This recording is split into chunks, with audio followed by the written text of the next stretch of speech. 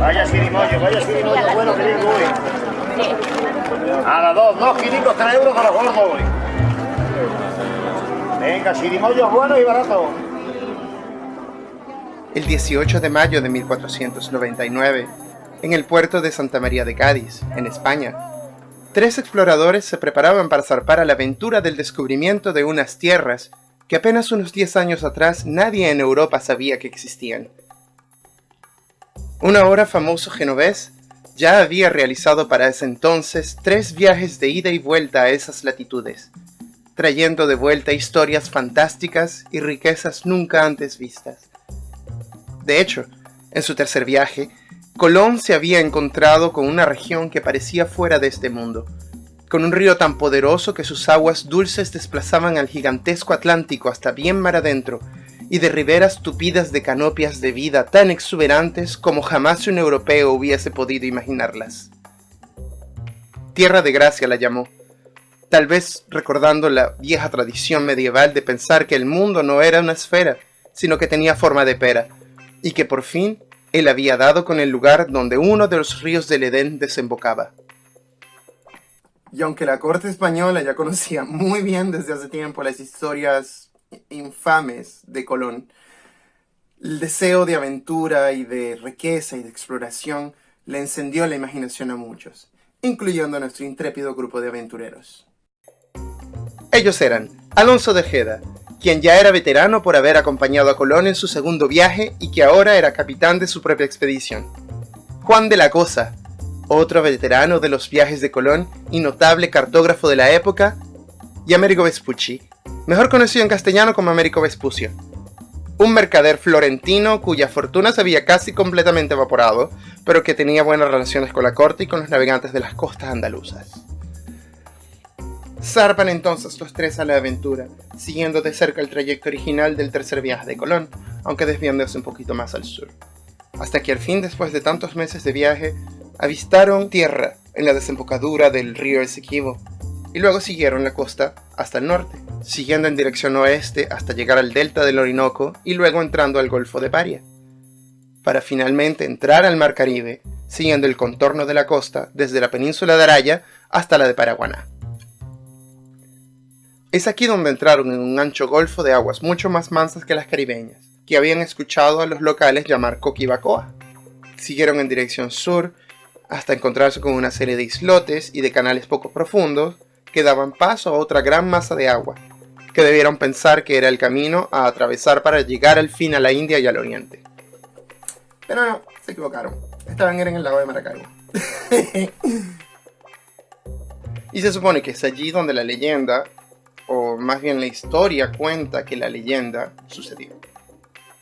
Y es leyenda no solo porque es de la boca y pluma de estos hombres que no llega al vocablo Venezuela, sino porque especialmente uno de ellos era y es considerado como alguien muy proclive a la fantasía y a la hipérbole, poniendo en duda casi todo aspecto de la veracidad del relato. Tradicionalmente se le cuenta a todos los venezolanos que fue Américo Vespucio quien, al ver en las costas del lago edificaciones de madera construidas directamente sobre el agua, lo que llamamos localmente palafitos, pensó en la Venecia de su natal Italia y expresó que los locales vivían en una Veneziola o pequeña Venecia, nombre que tomó arraigo primero para describir la tierra rodeando a Coquibacoa y luego se extendería a toda la costa norteña del este de la Guajira. El problema es que todos, incluyendo Vespucio, ofrecen información que contradice la posibilidad de tal evento. Por ejemplo, Américo mismo proclamaría años más tarde que al llegar a la boca del Esequibo, la expedición se había separado en 2 y que él había tomado una ruta al sur, recorriendo la costa de lo que posteriormente serían las Guyanas y Brasil, lo que hace imposible que él se encontrara junto a Ojeda y Cosa en Maracaibo. Se dice que Vespucio regresó a España con perlas, lo que hace pensar que sí estuvo al menos en la costa oriental venezolana, de la que ya Colón había reportado una gran riqueza perlífera, pero viniendo de un explorador que poco después publicaría relatos en los que afirmaba el haber realizado viajes transatlánticos antes del tercer viaje de Colón, entre otras polémicas aún más grandes, significa que hay que tomar sus historias con un buen grado de escepticismo, y la verdad es que no podemos concluir cuál de las dos historias es verdad. En todo caso, la primera aparición formal del nombre Venezuela es en el famoso planisferio de Juan de la Cosa. Planisferio significa mapa. El cual realizó un año después de su expedición en 1500. El primer mapa del continente americano que se conoce con certidumbre. El término Venezuela aparece también en las posteriores cartas de Vespucio, incluyendo las que conformarían Mundus Novus, la publicación que en 1503 difundió desde Berlín las historias de las exploraciones castellanas y portuguesas en alta mar, incendiando por primera vez la imaginación de los europeos sobre esas tierras desconocidas. Pocos años después, durante la administración alemana de la nueva colonia, entre 1530 y 1550, los conquistadores y exploradores alemanes empleaban alternativamente ambos nombres, Klein Venedict y Venezuela, en sus informes, lo que sustenta la popularidad que el nombre y la historia de su origen ya tenían en los europeos de la época. Sin embargo, como hemos visto, la leyenda tiene varios problemas de congruencia. ¿Cómo Vespucio pudo haber estado al mismo tiempo en las costas del norte brasileño y en el lago de Maracaibo, cuando estos se encuentran a más de 3.000 kilómetros entre sí? ¿Por qué Venezuela y no otro diminutivo, tomando en cuenta que actualmente el sufijo ola, olo en italiano y suela, suelo en español tienen frecuentemente una connotación peyorativa? ¿Y por qué fueron los palafitos de esa zona en particular los que recordaron a Vespucio de una ciudad que en la época no era ni siquiera parte de su propio país, sino un rival? Y cuando dichas construcciones eran y siguen siendo comunes en casi todas las culturas indígenas del norte y centro de Sudamérica. No quiero decir colonialismo, pero algunos historiadores que postulan que el nombre Venezuela es una suerte de equivalente al nombre Tacarigua, que entre las lenguas caribes del norte de la costa venezolana suele utilizarse para grandes extensiones de agua. Hay muchísimos lagos en Venezuela, lagunas, lagos, que se llaman Tacarigua. Entonces, una de las hipótesis es que el nombre Venezuela es el equivalente arahuaco al Caribe Tacarigua. Es una posibilidad que, al escuchar el vocablo indígena, la imaginación de Vespucio, que ya sabemos que era bastante productiva, habrá hecho relación entre los dos nombres, y al ver las rústicas construcciones sobre el agua, lo llevó a remarcar la coincidencia entre el estado básico e incivilizado de las poblaciones indígenas con sus propios sentimientos al respecto de la Serenísima República de Venecia. Tal vez por chiste, inclusive diciéndole a sus camaradas que así es como va a terminar Venecia, como esta Venezuela. O que Venecia en realidad era eso, así, incivilizado, pobre, indígena.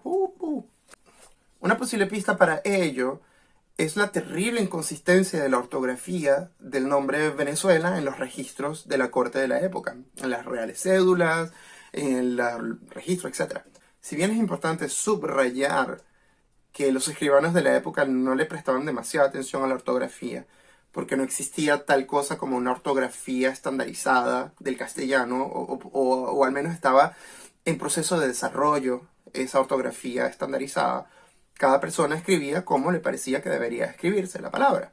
Y sinceramente en mi investigación no logré conseguir ningún estudio historiográfico formal al respecto. Pero yo me he percatado que el nombre Venezuela posee más o menos el mismo nivel de variabilidad en los registros de la época, en los documentos de la época, que cualquier otro nombre indígena de las Américas. Mientras que la idea de la derivación directa de la castellanización del nombre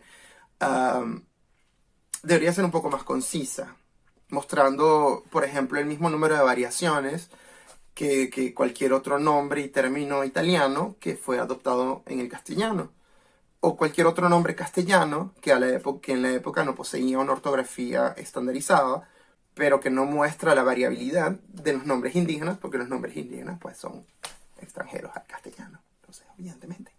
Repito, es solo una hipótesis, totalmente no profesional y no calificada, pero es una correlación interesante. En todo caso, años después Vespucio afirmaría y juraría que el término era afectuoso, más o menos en la época en que su publicación sobre sus fantásticos viajes irreales causaba furor en el norte europeo, pero que curiosamente nunca fue impresa en el sur, en España, Italia, Portugal, allí donde todos conocían desde hace mucho la fama de charlatán de Vespucio.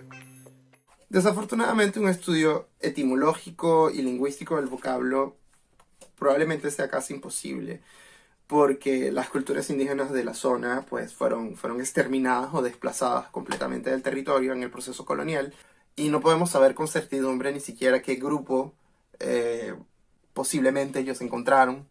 Y bueno, porque es Venezuela, hacer cualquier tipo de estudio en Venezuela ahorita es como complicado. De esa época clave solo nos queda la leyenda. Y a partir de esa leyenda hemos construido nuestro mito nacional. Así que viva la pequeña Venecia.